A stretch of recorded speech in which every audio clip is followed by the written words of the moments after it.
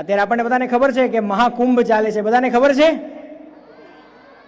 આપણામાંથી ઘણા એવા હશે કે કદાચ મહાકુંભમાં નહીં જઈ શક્યા હોય દર્શન કરવા માટે, પણ આપણે બધા નસીબદાર છીએ કે મહાકુંભમાં જે ગંગાનો પવિત્ર પ્રવાહ છે, જે નગરીનો પવિત્ર પ્રવાહ છે, એને પવિત્રતા આપનારા જે પ્રભુ છે એવા સંત આજે સ્વયં આપણી વચ્ચે પધારવાના છે અને એમના દર્શન આપણને થશે, એટલે આપણી માટે આજે મહાકુંભ જેવો દિવસ છે।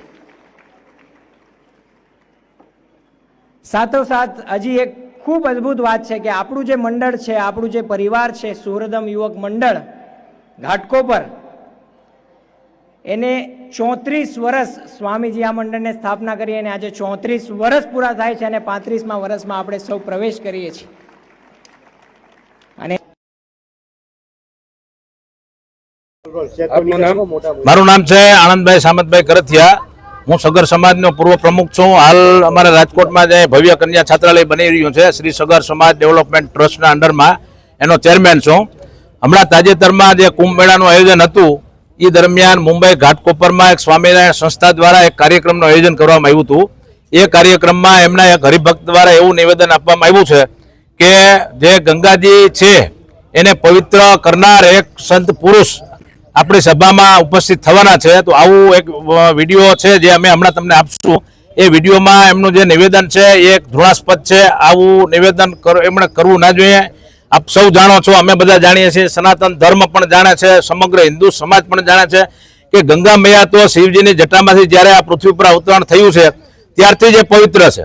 આપણા દેશમાં કે વર્ષોથી પણ આપણે ક્યાંય એવું સાંભળ્યું નથી કે ગંગાજીને કોઈ ઈષ્ટદેવ, કોઈ ભગવાને કે કોઈ સાધુ સંતે એને પવિત્ર કર્યા હોય। તો આવા કલેક્ટર શ્રીમાં અમે એવી રજૂઆત કરી છે કે આવા તત્વોને પકડી અને એને અમારા સમાજ સગર સમાજની સમક્ષ લાવવામાં આવે, એને પૂછવામાં આવે કે એને શા માટે આવું નિવેદન આપવામાં આવ્યું છે। શું નામ છે એ સ્વામીનું નામ હજી જાણવા નથી મળ્યું, પણ મુંબઈ ઘાટકોપરમાં એની ઓફિસ છે અને જે સ્વામી આવવાના હતા હરિપ્રબોધ સ્વામી આવવાના હતા। શું માંગ છે? અમારી માંગ છે કે આવા તત્વોને, કારણ કે હમણાં તમે જાણો છો ઘણા સમયથી આવી ધૃણાસ્પદ ઘટનાઓ સ્વામિનારાયણ સંપ્રદાયના સાધુઓ અને એમના હરિભક્તો દ્વારા કરવામાં આવી રહી છે, તો કદાચ એમાંનો આ એક ભાગ નથી ને।